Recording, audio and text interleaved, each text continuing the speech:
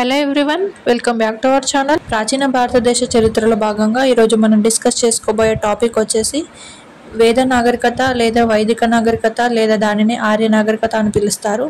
అందులో మనం ఈరోజు ఆర్యుల కాలంలోని సామాజిక వ్యవస్థ గురించి ఈరోజు తెలుసుకోబోతున్నాము. ఆల్రెడీ మనం ప్రీవియస్ వీడియోలో 2 పార్ట్స్గా వీడియోస్ చేయడం జరిగింది. ఆర్య నాగరికతకు సంబంధించి మొదట వేద సాహిత్యం గురించి ఫస్ట్ వీడియోలో తెలుసుకున్నాం కదా.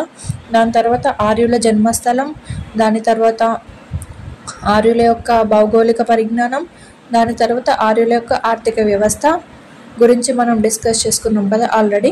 సో దాన్ని మనం ప్రీవియస్లో చేయడం జరిగింది. ఒకవేళ మీరు ఆ వీడియోస్ చూడకుంటే నేను కింద డిస్క్రిప్షన్లో లింక్ ఇస్తాను, వాటిని కూడా చూడండి. అలాగే వీటికి సంబంధించిన మీకు పీడిఎఫ్స్ కావాలంటే కింద కామెంట్ చేయండి, నేను పీడిఎఫ్స్ కూడా ప్రొవైడ్ చేస్తాను. చలో ఈరోజు మనం సామాజిక వ్యవస్థ, ఆర్యుల కాలంలో ఉన్న సామాజిక వ్యవస్థ గురించి ఈరోజు డిస్కస్ చేసుకుంటాము. సో దానికంటే ముందు మనం నిన్నటి వీడియోలో క్వశ్చన్ ఆఫ్ ది డే కింద ఒక క్వశ్చన్ అడగడం జరిగింది కదా, దానికి సంబంధించిన ఆన్సర్ అండ్ ఎక్స్ప్లెనేషన్ ఇప్పుడు చూద్దాము. The Arctic home of the Vedas అనే గ్రంథాన్ని రచించింది ఎవరు? మనం నిన్నటి వీడియోలో దాని గురించి డిస్కస్ చేసుకున్నాము. The Arctic home of the Vedas అనే గ్రంథాన్ని రచించింది బాల గంగాధర్ తిలక్. మనం నిన్న డిస్కస్ చేసుకోవడం జరిగింది కదా, లైక్ ఆర్యుల జన్మస్థలం దగ్గర కొంతమంది శాస్త్రవేత్తలు కొన్ని రకాలుగా చెప్పడం జరిగిందని డిస్కస్ చేసుకున్నాం కదా. లైక్ ఈ బాల గంగాధర్ తిలక్ గారు ఆర్కిటిక్ ప్రాంతం నుంచి వచ్చారని, దయానంద సరస్వతి గారు టిబెట్ నుంచి, మ్యాక్స్ ముల్లర్ మధ్య ఆసియా నుంచి రావడం జరిగింది అని డిస్కస్ చేసుకున్నాం కదా. So the Arctic home in the Vedas అనే గ్రంథాన్ని బాల గంగాధర్ తిలక్ గారు రాయడం జరిగింది. ఈ గ్రంథంలోనే ఆర్యులు భారతదేశానికి ఆర్కిటిక్ నుంచి వచ్చారని తెలపడం జరిగింది. ఇప్పుడు ఆన్సర్ వచ్చేసి బాల గంగాధర్ తిలక్, ఆప్షన్ 2 అనేది కరెక్ట్ ఆన్సర్. ఈరోజు మనం టాపిక్లోకి వెళ్ళిపోతే ఆర్యుల కాలంలో ఉన్న సామాజిక వ్యవస్థ గురించి డిస్కస్ చేసుకుందాం. ఆర్యుల కాలంలోని సామాజిక వ్యవస్థ గురించి ఈరోజు మనం డిస్కస్ చేసుకోబోతున్నాము.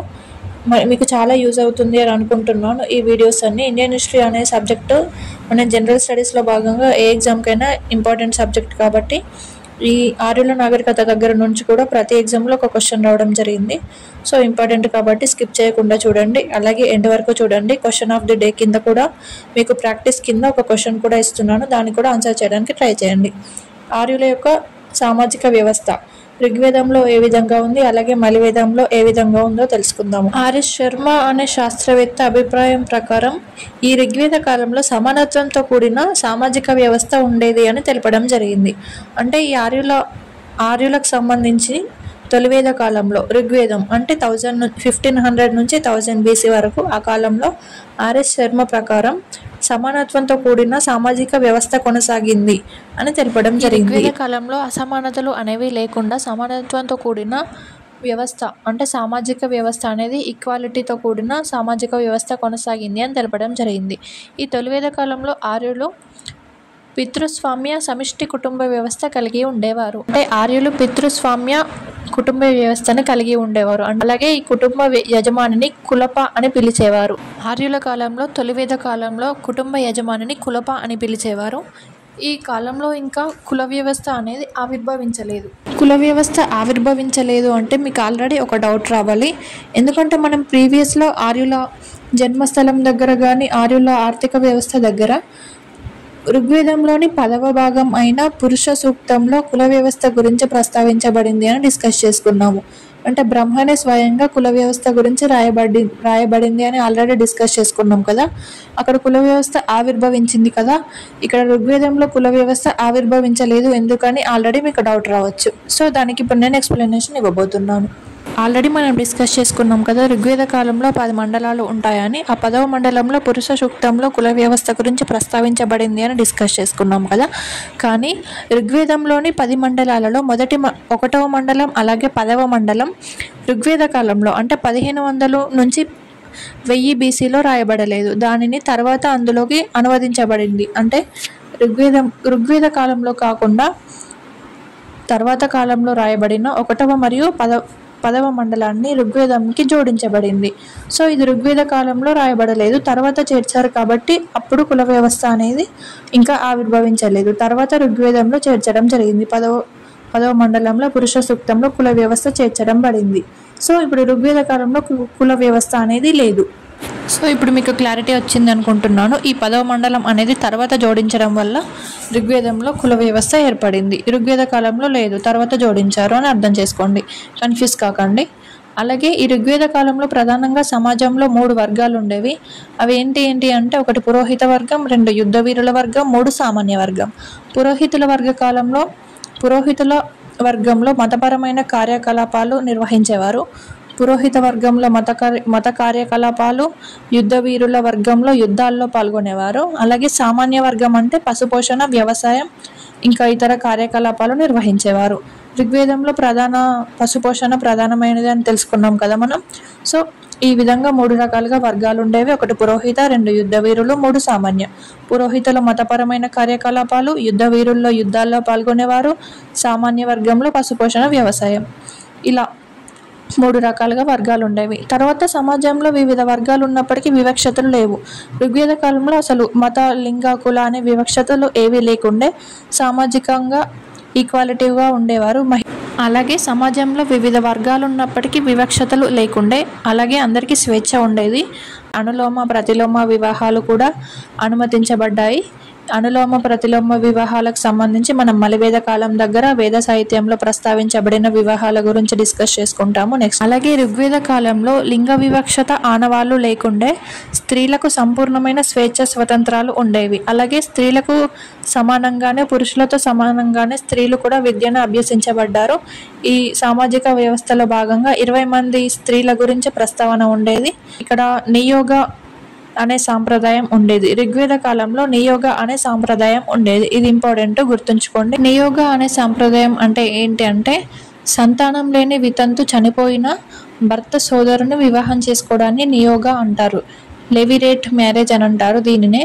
అంటే భర్త చనిపోతే తను ఒకవేళ వితంతు అయితే ఆ భర్త యొక్క సోదరుని వివాహం చేసుకునే పద్ధతిని, సాంప్రదాయాన్ని నియోగ అని పిలుస్తారు. ఇది ఋగ్వేద కాలంలో ప్రస్తావించబడింది.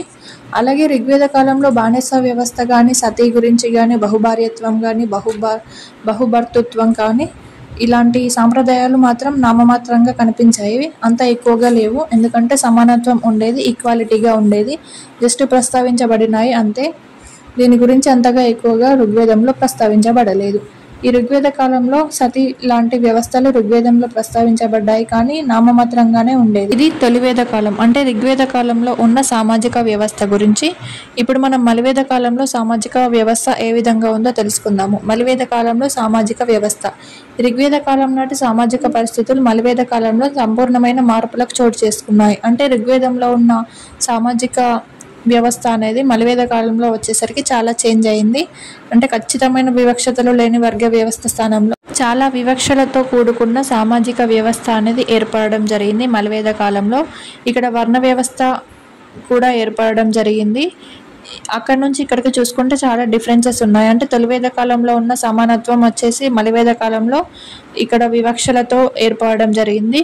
వర్ణ వ్యవస్థ ఏర్పడింది, వివక్షలతో కూడిన వర్ణ వ్యవస్థ ఏర్పడడం జరిగింది. సామాజికంగా కానీ చాలా చేంజెస్ రావడం జరిగింది. ఇక్కడ అనులోమ వివాహాలు అనుమతించబడి ప్రతిలోమ వివాహాలను నిషేధించబడ్డాయి. ఇక్కడ ఫస్ట్ మనం వివాహాల గురించి తెలుసుకుందాము. అనులోమ వివాహం అలాగే ప్రతిలోమ వివాహం అంటే ఏంటో తెలుసుకుందాము. అనులోమ వివాహం అంటే ఉన్నత వర్గానికి చెందిన పురుషుడు, ఉన్నత వర్గం లేదా కులానికి చెందిన పురుషుడు తక్కువ వర్గానికి చెందిన మహిళ లేదా తక్కువ కులానికి చెందిన మహిళను వివాహం చేసుకోవడాన్ని అనులోమ వివాహం అంటారు. అంటే ఏం లేదండి, కన్ఫ్యూజ్ కాకండి. అంటే ఎక్కువ పై స్థానంలో ఉన్న పురుషుడు తక్కువ స్థానంలో ఉన్న స్త్రీని పెళ్లి చేసుకోవడాన్ని అనులోమ వివాహం అంటారు. అలాగే ప్రతిలోమ వివాహం అంటే దానికి ఆపోజిట్.